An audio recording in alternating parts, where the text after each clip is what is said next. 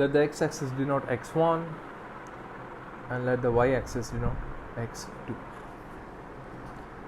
So if we draw the constraints, we can see that g1 is given in this direction and g2 will be given somewhere in this direction. So this becomes g2 of x, this becomes g1 of x, and we can also see g4 of x is given in this direction and g3 of x will be given in this direction. Alright. So as we know that the extreme points are the most optimal point, is the most optimal point. So let's say x star lies here at this point, and this is given as 3, 2. If g1 is one of the constant, the negative perpendicular to g1 will lie in a direction given as this. So this is the direction of negative gradient of g1x.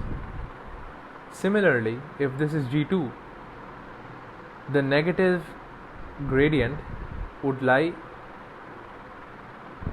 in this direction, and this is given as the negative g2 of x,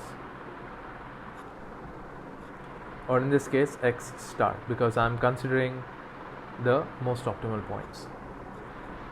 Now my objective function is x1 plus x2, so it's a plane which actually goes in this direction. At this point, the objective function plane looks like this. So this becomes my z. The gradient of the objective function, if I have to maximize, will lie in this direction, which is perpendicular to the objective function. So the gradient at the optimal point will lie in this direction. The negative gradient of the objective function will lie inside the cone that is spanned by the negative gradients of the constants. Or in other words, we can also see that this vector is nothing but a weighted summation of both the vectors. So we can write this as mu1 del g1 x star. Let's take the negative in outside, and then mu2 del g2 x star.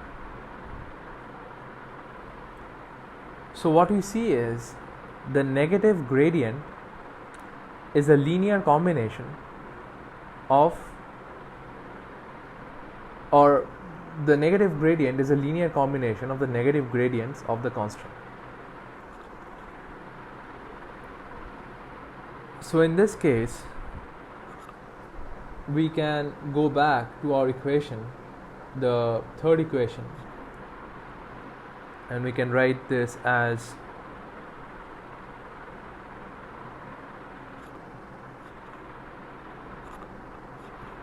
mu1 del g1 x star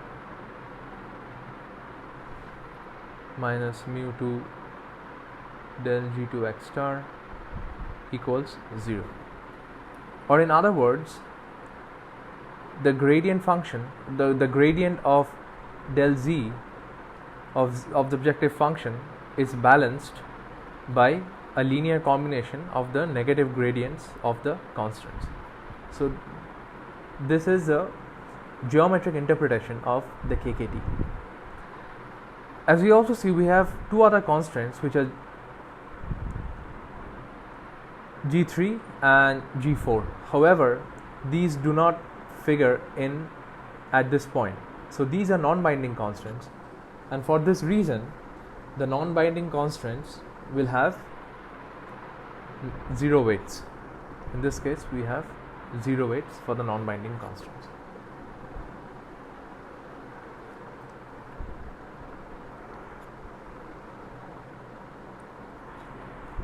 To summarize the basic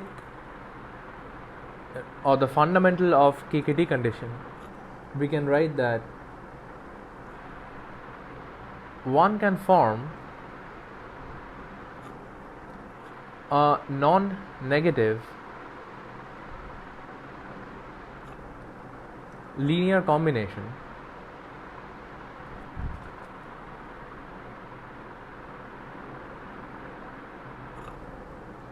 of the negative of the gradients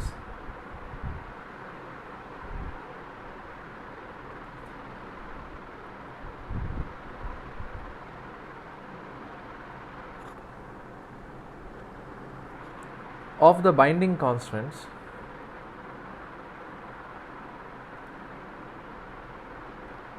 which are, in our case, G1 and G2 are the binding constants at the most optimal point x star, which is equal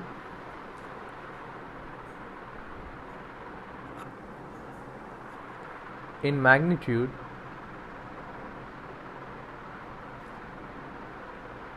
and opposite in direction